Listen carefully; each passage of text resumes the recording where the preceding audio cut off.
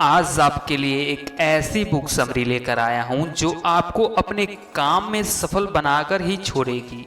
बस आपको वीडियो को लाइक, चैनल को सब्सक्राइब कर देना है। यह बुक नेपोलियन हिल द्वारा लिखी गई है। इस बुक का नाम है थिंक एंड ग्रो रिच, यानी सोचो और दौलतमंद बनो। यह विश्व प्रसिद्ध और दुनिया भर के पाठकों द्वारा सराही गई लाभदायक पुस्तक है।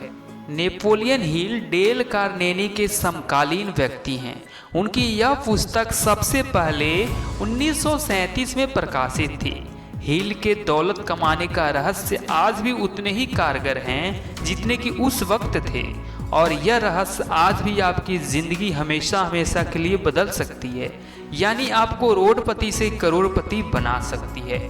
नेपोलियन कहते हैं, एक अस्थायी हार पर प्रयास करना छोड़ देना असफलता का सबसे बड़ा कारण होता है।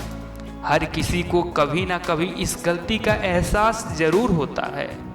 नेपोलियन कहते हैं, आर्यू डर्बी जो बाद में देश के सफलतम बीमा एजेंट बने, वह अपने अंकल के साथ घटित एक घटना के बारे में बताते हैं।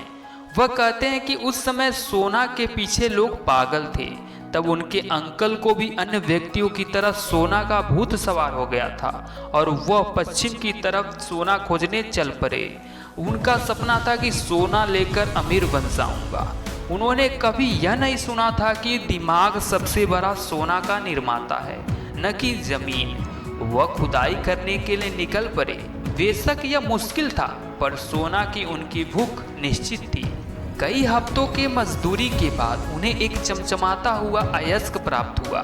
उन्हें इस अयस्क को बाहर निकालने के लिए मशीन की जरूरत पड़ी, जिसके लिए वह तुरंत अपने घर मैरीलैंड वापस आ गए। वह घर आकर अपने रिश्तेदारों और पड़ोसियों को इस सफलता के बारे में समझाया।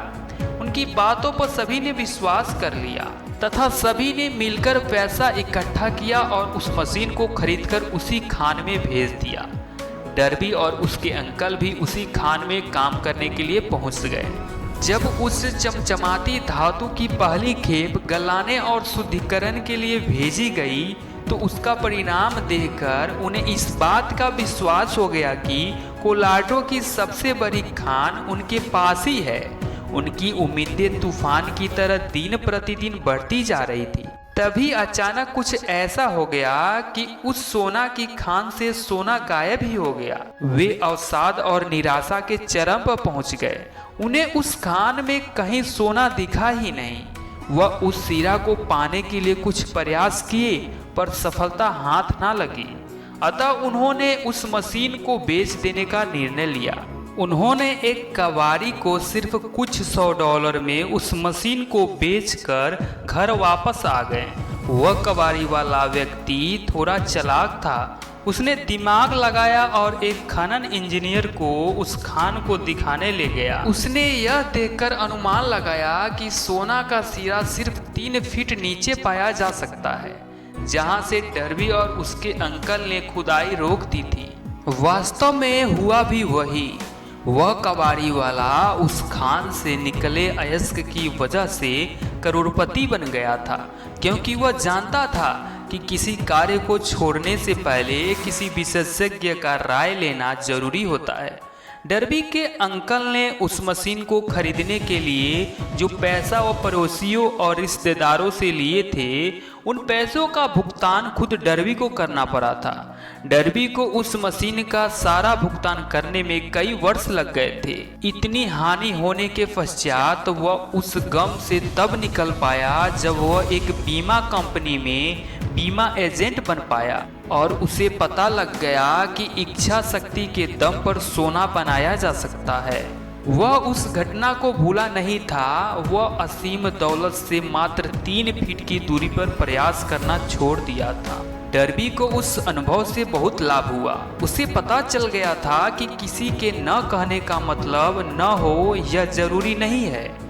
उसने अपने कार्यों को बीच में छोड़ने की आदत को हमेशा हमेशा के लिए छोड़ दिया था, और उसने यह तय कर लिया था कि उसे कोशिश तब तक करनी है जब तक उसे अपनी मंजिल मिल नहीं जाती। सफलता का रास्ता कुछ अस्थायी असफलताओं से होकर गुजरता है। अधिकांश लोग काम को बीच में ही एक असफलता के बाद छोड़ देते हैं। उन्हें पता होना चाहिए कि असफलता सिर्फ एक विलंब है, हार नहीं। नेपोलियन कहते हैं लगभग 500 अमेरिका के सफलतम व्यक्तियों ने यह स्वीकार किया है कि उन्हें सफलता तब मिली जब हार उनके बिल्कुल नजदीक थी। असफलता इस मामले में बहुत चालाक है। वह लोगों के मन भटकाने के लिए अक्सर तभी आती है जब सफलता बहुत नजदीक होती है। तो मैं आशा करता हूं कि नेपोलियन हिल का यह बुक आपको सफलता की ऊंचाइयों तक ले जाने में आपकी सहायता करेगी। धन्यवाद।